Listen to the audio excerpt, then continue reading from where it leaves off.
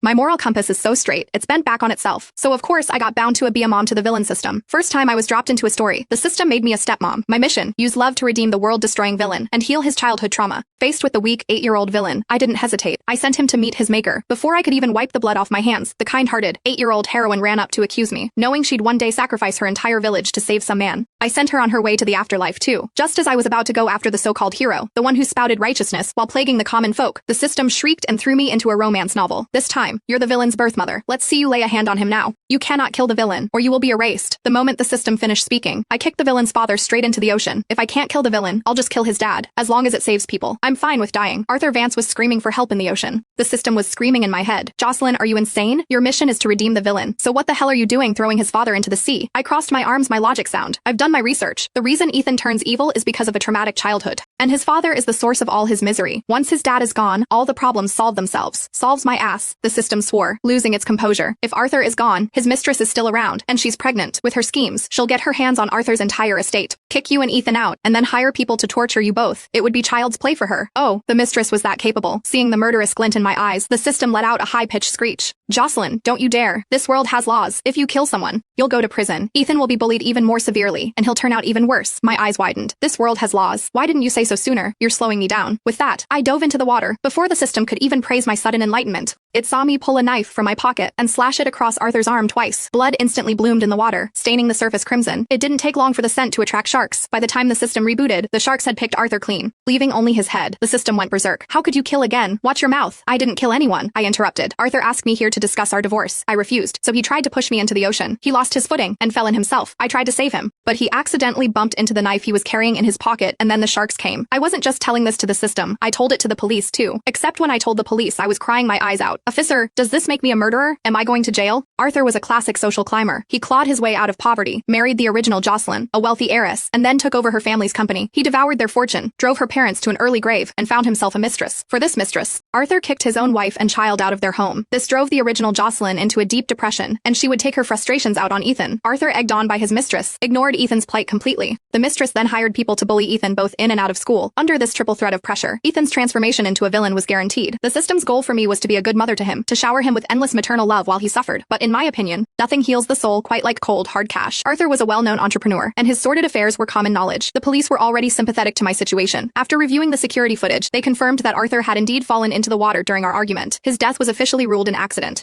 And so, with a freshly printed death certificate in hand, I went home. The moment I pushed open the door, I heard the sharp sound of a slap. You little bastard. How dare you talk back to me? I looked up. Arthur's mistress,